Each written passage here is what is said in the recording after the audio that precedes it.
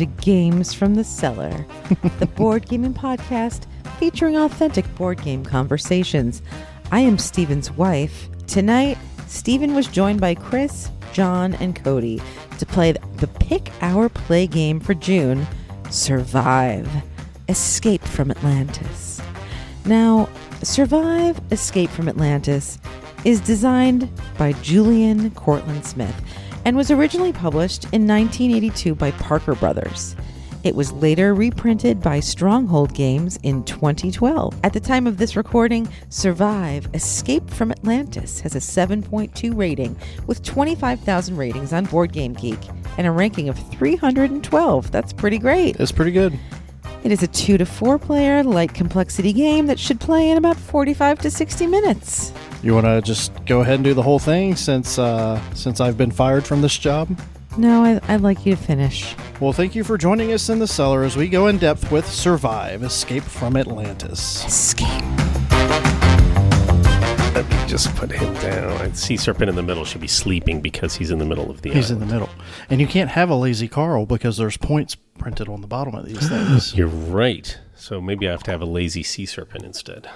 Or a lazy whale. Or a lazy dolphin. Yeah. Oh, there's no dolphin. We're not playing with the dolphins. We're not playing with the dolphins? We're not playing with the Dolphins. Oh, okay. That's Rule 5. Rule Okay. 5. What are the other four? It's alternative Rule 5 or competitive. It's on the second to the last So page there's a of the couple rulebook. of different ways you can play the game. So Yes. we're going to play the straight up Survive, Escape from Atlantis. Yes. Okay, and what does that mean? I haven't played this game in years, and I don't know which version I played. We each have 10 meeples. Each meeple has a number written on the bottom of it. Mm-hmm. So this measures the level of importance of these people, and the people who are ones are less important and more expendable. Is that what that means? They're the minimum wage workers. Yeah. But we're going to place them all over this island. The island's going to sink, and it is our job to get them to the other islands to be safe. Yeah, I always put my people out randomly. I find that works best because I can never remember, and you are not allowed to look. Yeah, and then Like it also Winter Circle. detaches you from trying to save a particular one because somebody can look at the board and be like, he's really moving that one, so let's sick this shark. It's going to gobble him up. So your answer is to be able to provide no intelligence because you have no intelligence. I mean, Mississippi public education, right? Keep things simple. Yep. And honestly, I don't know. How many times has it been that we, again, we haven't played this in forever, so this may be a moot question, but how many times have we played where the person that didn't get the most amount of meeples off the island wasn't the winner?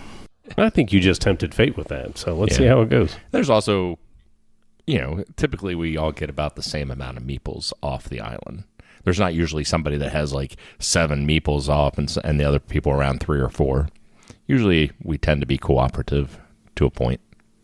Yeah, to a point when that sea serpent comes up or the whale comes up and knocks the boat over. Oh, I'm sorry. Did your boat steer that direction? I'm sorry. Or my favorite thing to do is Chris is one pace away from the boat and I just take Move off. the boat. See ya.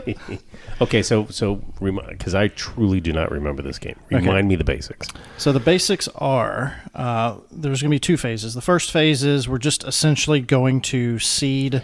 We are populating the populate island. the island with our meeples. So when you say place our, you said seed our meeples. We place them on the board. We place them on the island in the middle, right? Yeah, wherever we want on so the island. there's a bunch of hex tiles in the middle. That's the island. And we- Stronghold did a really cool thing where the 3 types of terrain get thicker and thicker and thicker as you go. So the sand on the beach is maybe like a 2 millimeter. It's wafer thin. And then the forest is like 4 millimeters, and then the mountains is like 6. So there's an actual like 3D effect to this island as to And it makes the topography of it. It may surprise you, but the beaches are going to go away first because basically the theory or what's happening is the island is sinking. Okay. So the beach places will go first, and if your guy is standing on it and somebody removes that tile, your guy becomes a swimmer, and you're trying to get people over here to the safe islands, 4 on each corner, 1 on each corner. And we can go to any island. You can go to any island. Okay. Then once all the beaches are gone, then we'll start taking out the forest. And then once all the forests are gone, we will start taking out the mountains. On the back of each of the tiles, the beach, the forest, and the mountains, there are cards. There are some that you use right away, which drops a shark. Like one might drop a shark right into the water, or it might add another boat. We went through the different icons, what they say. Okay. Then your goal is you get 3 movements. So the turn order is play a land tile from your hand. Obviously, with turn 1, you're not going to have any cards you've picked up, any pieces of the island. Any tiles. Move your people and or boat. You get 3 movement points split up however you want. It can be 1 boat, 2 different guys, or you can move 1 guy 3 spaces. The only caveat to that is once they're in the water, they only get to move 1 space. Okay, so if you got 3 guys in a boat, the boat can move 3? The boat can move 3. So that's your best way to get them out from Fill way a boat out. and get them off. Yeah. Okay. The neat thing with boats are, if nobody's on the boat, you can move it. Oh, You can pull it over to your person. Once they get into the same space, they pop up onto the boat. Okay. Remove a land tile. So once you've moved your people, you've done all your moves, you get to remove a land tile. You turn it over, you look at it. If it says play immediately, you turn it over, you show us, you grab a shark, you grab a whale, whatever it says. You do whatever it says. Yep. Okay. And so the island is slowly going to go away. Yes. And our guys who are all standing on the and gals who are all standing on the island need to get in boats or need to swim for it, and they need to reach one of the islands on the 4 corners of the board. Yep. Okay. And then to finish off your turn, just before your turn is over, you're going to grab that red die over there, and you have to roll it. And you'll see on there, it's got a shark, it's got a sea serpent. What else does it have on there? It's got a whale. It's got a whale. And that's what it has. Whales, sharks, and sea serpents. The sea serpent 2 of kills each. everything that's in the area.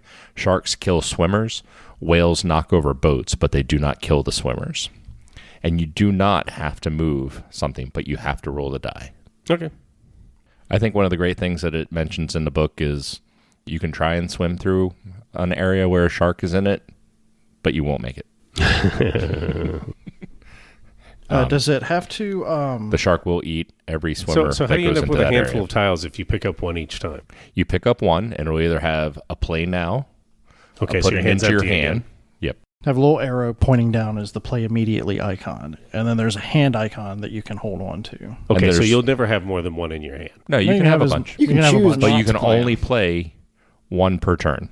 Oh, okay, so you don't have to play them at all. So you can start stocking them up. Okay, that's fair. I get it. There are some that are defensive. Like if somebody moves a shark into your area, you can say, nope, my guy moves to another area. Okay.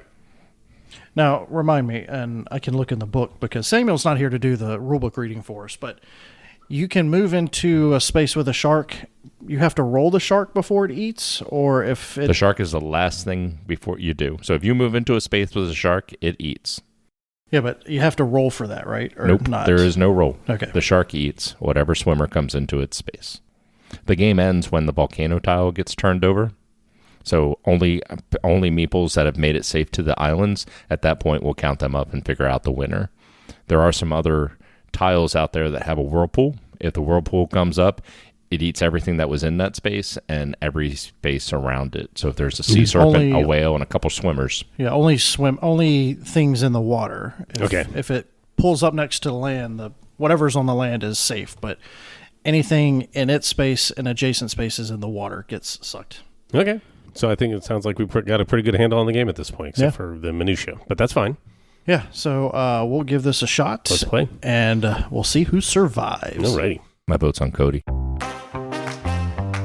I'm going to have a real tough time rating this one. Are you kidding? Guys, it's been real nice being on the podcast. Yeah, This you is- invited Cody.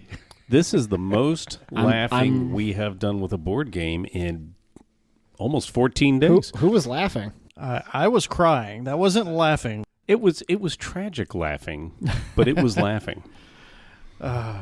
This is one of those games where the goal is to lose the least. Yes, the name of the game is Survive, and that is not something that I managed to do at all. It It's lives up to always my- a dangerous thing when you put 3 of your guys on one boat. It's a risk. yeah. I mean, yeah, but Yeah, you want at least one buddy so that at least one person is rooting for that boat to get across 50-50 shot versus Yeah, and if you 3 got of one us of- going, and- you're sitting right next to an island? the line. Yeah. Yeah, no doubt.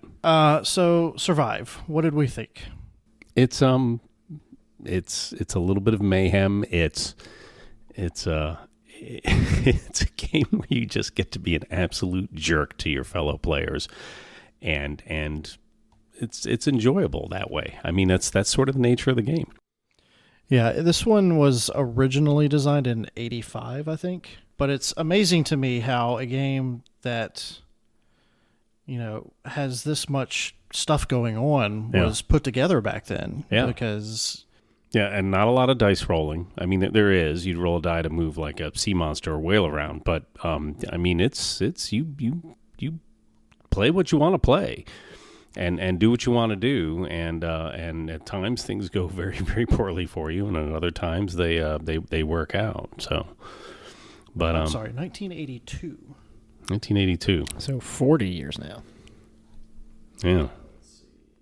I do find it interesting that you went first and came in first. You went second, came in second. I went third and came in third and fourth. And what did Steven say? Steven said the person who gets the most people to the islands invariably wins. Typically wins. And how many did you get, Cody? I got 5. And I got 5 as well. And I got came 4. in first and second. Did you remember what your meeples were? Did you get them I off had no priority? clue. I never. The only thing that the advantages to going first is that you were able to dump our guys into the water versus swimming. You guys got to hop right on a boat and take off. We filled a boat and took off early. You filled 2 boats. Yeah. I mean, yeah. Yeah, between the two of us, we were right. hand in And hand by that time, I had 2 guys in the water. on pretty much every boat we were on for the first half of the game. I'm sorry, are we claiming victimhood here? Yes. I I think Steven should. Steven was I'm just the saying victim. that was the way that it played out. It's almost like a handicap to the following players. I just put a meeple out because I just want to get going, Yeah. to be honest with you. So I put a meeple on one of the island spaces, and I'm like, okay, let's get rocking and rolling. I'll put a guy near the edge so I get a chance at putting him on a boat, like, to start. Yeah. And just let's get this rolling. So it didn't dawn on me that Somebody that had me meant first. I wasn't saying... And no, I'll be honest. When you said, okay, that means you're first player, I'm like, wow, in this game that might actually be pretty Advantageous. valuable. Yeah. But what was curious with you, Stephen, is you were pulling every single defensive tile on Earth. Mm-hmm. So that means you weren't getting to move a sea monster. You weren't getting to move a whale. And you're still sitting here with the 4 of them sitting in front of you. 6. So, 4 defense and 2 movement that I would never have gotten to use. Right. So when I turn over a boat, it's like, okay, a boat's coming out, and that's something that I can. I think I got stuff that was more useful to do than you with your defense, because clearly you didn't need to use the defense, or you would have. Yeah, the 2 times my boats were sank were with sea serpents, And that's with when you which there don't are no have defense. Okay. So, that's fine, whatever. And we're talking about player advantage. I'm not sure that I subscribe to that. I think, as you've mentioned, putting 3 of my own people on a boat put a really big target on my back. And yeah, I should have let somebody else get on it and, at least had one person at the table not going against me. So I get where, by the time the 4th player rolls around, there are more creatures on the board that can be moved, but I don't think we had creatures on the board until we after didn't. the first set of people went Yeah. around. We didn't for a while. What I was saying is John hopped 2 of his guys on one boat and 1 guy on another boat, and then Cody basically filled those boats, and then those 2 guys were working together to get their guys to Right, the... but all of us got to place a boat at the beginning. Oh, got so two we each had boats. 2 boats. Right, so presumably you put boats near places that would be advantageous to you. So you kind of had the... We hopped on them, and... Yeah, so you had hot boats as well. I mean, we didn't work together to the degree that you 2 worked together. Is essentially what Early it on, was. Cody and I were like, okay. Yeah, and I think one of your This'll first work. tiles you pulled was, hey, move this, the ship gets a motorboat, Yes, moves 3. I got to Yeah. move So, the I mean, boat on 3. turn 2, I got 2 of my guys. you got off 2 of the your board. guys, Cody got 1 of his guys Yeah. off. All right, so I don't think we actually stated what our scores were, just so you understand the tenor at the table. So John won the game with 19 points. Cody with 17 points. They both had 5 meeples at the end of the game. Chris had 16 points, With and he 4 had meeples. 4 meeples. And I had 5 points with 2 meeples. So essentially having a quarter of the first player's score is, well, I'm a little salty. But, I still I can see past that. I understand the mistakes that I made. I still really do enjoy this game. Would I ask to play it again tonight or this week or in the next month? Probably not. But it's fun, and Can you blame the game? Literally 45 minutes. So what was that took 45 away minutes? 45 minutes. What was it that took away the enjoyment from the game for you? I think it was the sea serpent gobbling Yeah, three people on a the sea boat. serpent hitting one boat with my 3 people on it. When you mean they were like landed on the first. shore, getting ready to step off? Yeah, was the first step. I mean, on top of that, the 3 of y'all had at least 2 or 3, and I think one of you had 4 already out on the island, and I still hadn't had anyone yet. And then I had 2 more that got popped off with sharks. You mean had gotten to safety? Gotten to safety, yes. Right.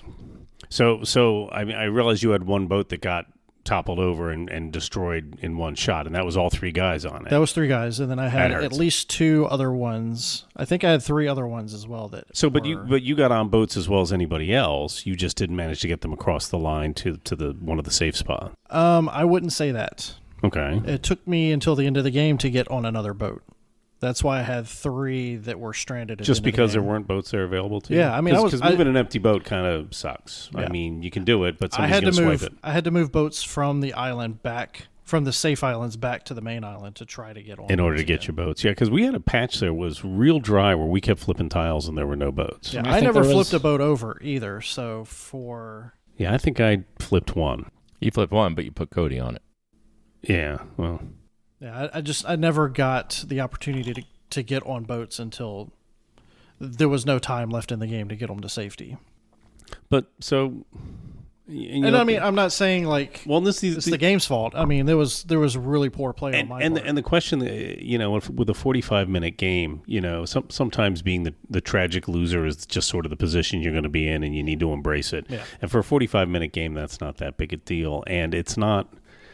It's not like you made one incorrect move at the beginning of the game and you were kind of lunched from that. I mean, you had opportunities and it just didn't work out. So that's the way it goes. And your 3 people had been on that boat for a while. They went from one corner to another corner before they finally skirted in to try to land. Mm-hmm. And it was just a risk that no one was going to move a sea serpent that was right next to it. Yeah.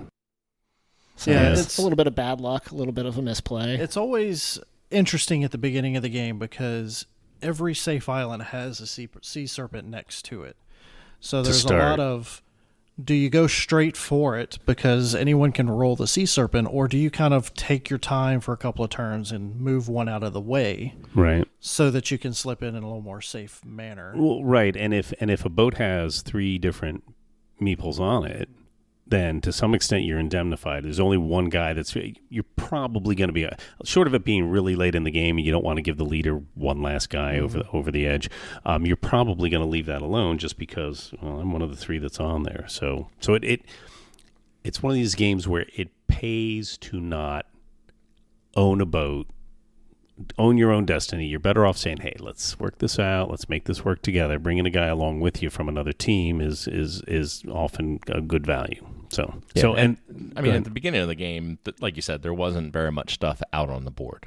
So you kind of get that. I had a swimmer out You there. get a little bit I of a had run. a guy on a boat, was trying to angle him in. Next thing I know, there's 2 sea serpents in front of the island. And Yeah, who did that? I I'm think pretty sure that was you. Oh, that's right. Oh, was that you? I honestly Pretty sure missed it was John. Yeah. So, I mean, that made that island unapproachable. And then all of a sudden there's more stuff in the water. Yeah, He got tipped over by a whale. He Right, finally and- got eaten by a sea serpent. Yeah, and At that the boat very just sort end. of parked there for virtually the entire game. Yeah. He could have gone anywhere else, He could have, but he was waiting for a moment. Well, that that's never when you start came. deciding: do I want to get another boat going with other people off the island, or I'm sure he's sitting there thinking, at some point, I'm going to get to move one of these serpents. There's a certain opportunity cost that comes along with Yeah. it, because if you're trying to move to the next safe island, you're not moving the other people. Yeah, how much do you want to be tooling around the entire board when you've got other people that are due to Was be there drowning only real soon? one move a sea serpent somewhere? No, there were there 2. were a There were at least 2 because I had a second one as well. I just didn't get a chance to really use I it. think there was 2.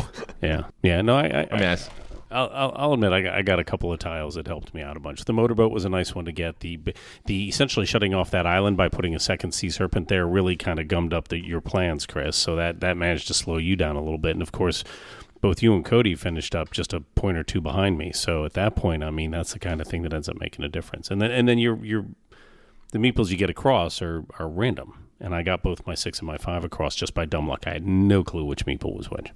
Yeah, there are going to be people gashing their teeth that we didn't put the meeples down strategically. Well, you know. Yeah, I mean, it's a 45-minute game. Yeah, I was going to say. I was never going to remember 10 meeples locations. Yeah, I think most people were just put them out there randomly and see who survives. So did Cody, did you and Chris, did you look at where your meeples were? No, down? I never even looked at the numbers before I started putting them down. Yeah, me neither. Yeah, so all 4 of us didn't do it. Yeah, I actually shuffled mine up and shuffled them every time I put a meeple out, so there was no way it would know.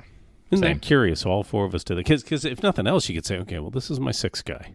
I'll put my 6th guy out third, and then maybe at least you'll favor him. It makes the game a whole lot easier to play when you don't get attached to any of the guys that get eaten by the shark. It's not that heavy of a game. Yeah, as you go, right. Doing that, you would make it heavier, but I don't think the spirit of the game is it doesn't such beg for that. Yeah. The spirit of the game is chaos. And given the age of the game, For sure. if that is the case, I get the feeling that was meant to more or less be a lucky thing, not something that you could really plan for. I mean, I suppose you could, but it's going to be a pretty obsessive gamer that's going to get them in a particular way and keep memory of which is where, because they start moving all over the board. You would probably just think of your 6, your 5, and your 4. Yeah. And you might want to move them early before the ocean gets full of sharks and a target on their back. Yeah, if someone sees you doing that, they're going to think. If you play stupid and say, I'm just doing it randomly, then maybe... Well, like I said at the beginning of the podcast, there were a couple alternatives. They call them challenge rules to kind of change things up a little bit. Challenge rule 3 is everyone is equal. So the winner is the person who gets the most people off the island. No points. And what's the tiebreaker? At that point, it's probably the numbers, which ended up bearing out.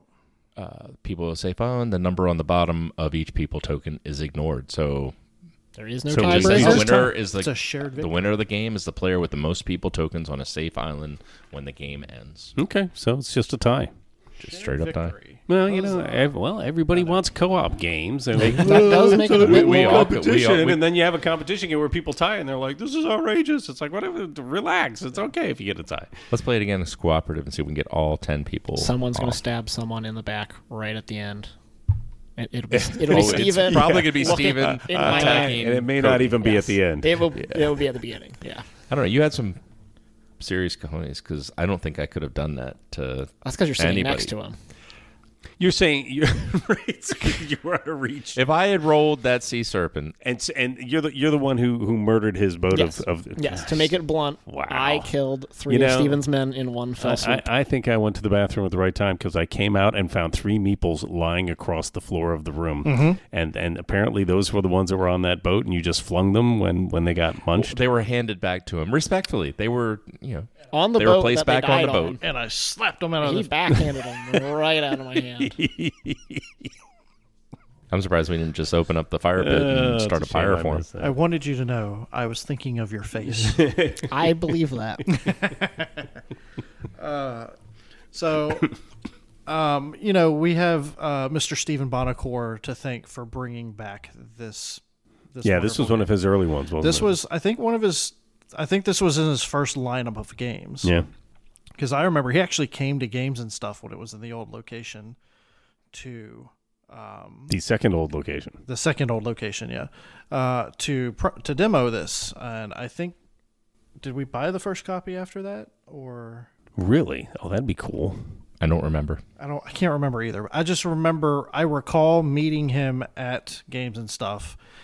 He hadn't quite made a name for himself yet, but I remember seeing him at the Gen Con after, going up and having like a good 20-minute conversation about his company, and He was a very nice guy. he was really cool. I mean, He still is, I'll just mention. He's very Okay. he's very approachable, and he loves to talk games. So it was a really cool experience, especially at that point in my gaming career, because he was able to provide a lot of insight into how games are actually published, that I didn't get from working for a publisher, which is crazy. But thank you, Stephen Bonacore, for bringing back Survive Escape from Atlantis. Yeah, we had a good time with. Well, three of us had a good time with it. I had a good time. Yeah. I got a little salty. That's just how it goes. Well, and that's what you do. You walk away from the game angry, and by the time you come back, you got a smile on your face. It told a great story. It certainly And sure I did. And I was risking 2 of my own people who were right behind that boat. Yeah. And it just got lucky that the sea serpent didn't move again. No sea serpent rolled in the 3 turns around. I would have. I know anyone would have eaten those people at that point. I would not have eaten your meeples. I would have moved that sea serpent to a safe place so that on your next turn you can move them onto that island. John, I'm going to choose to believe you and hope that I never have to see proof of it. Because I'm a nice guy, Cody. Oh, that's what they all say. That's all they can claim until push comes to Until shove. someone eats their boat.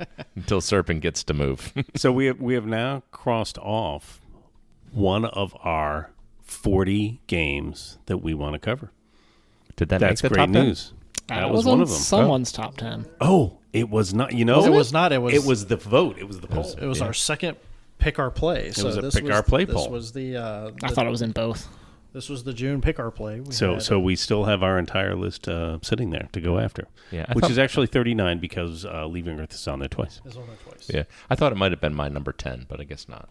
Yeah. Your number 10 was StarCraft. Survive Escape from Atlantis. They call it a family weight game. Do we agree with that?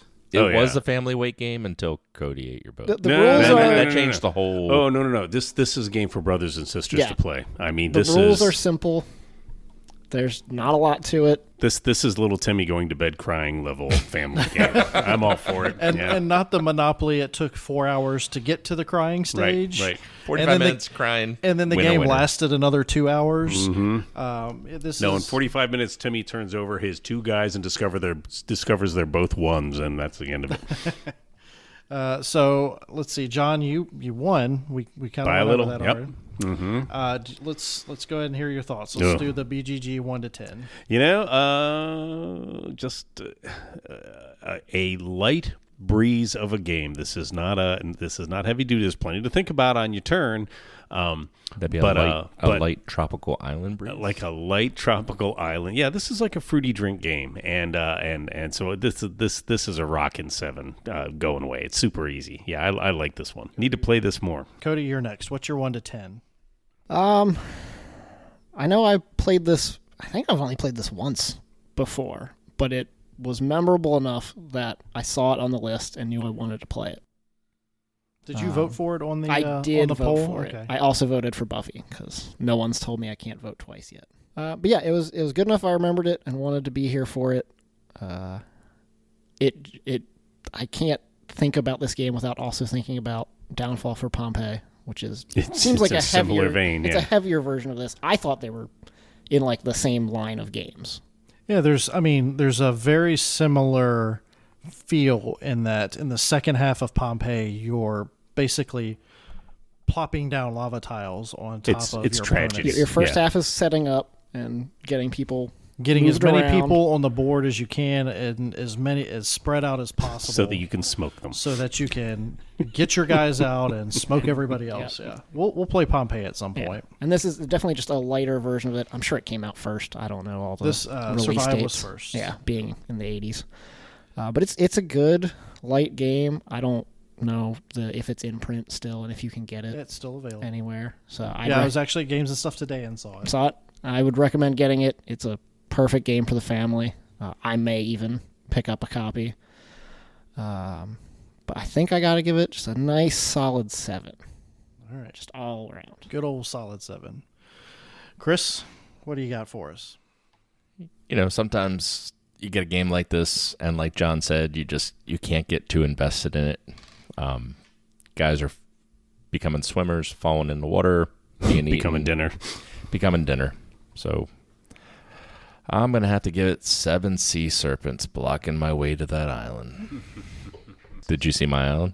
Steven. I saw 2. So, despite my poor showing and poor play and I can look and I can see where I went wrong, and for the next time that we play, I'll do better. Maybe we'll see. Mississippi public education prevents me from learning lessons like this. How to swim? I did learn how to swim. There was a lot of water around, so we had to do that. But when I think about survive, escape from Atlantis, this is the very definition of what a 7 is on Board Game Geek. If you were to look at the scale and you were to say, choose a game that exemplifies each of the numbers, Survive, Escape of Atlantis would be the poster child for the 7.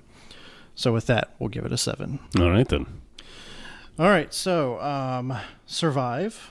That's a wrap. We survived, I guess. Or at least they We did. did survive. Looking forward to play this one again. Yeah. Yeah. Oh, yeah. All right, We'll awesome. revisit this one. Like we said, it's available. Go pick it up. Give it a shot. You picked it. We're playing it. It's Survive, Escape from Atlantis. Well, that made it sound really exciting. I mean, Were we all supposed to go, woo? woo! John, Chris, Cody, and I thank you for joining us in conversation about Survive, Escape from Atlantis. You can join the conversation by visiting our website, gamesfromthecellar.com, where you can find links to our social media and Discord server. The Pick Our Play poll for July is now open until June 30th. Join us in our Discord to nominate and vote for the game you want us to play in July. We look forward to hearing from you. Categories. Categories it is.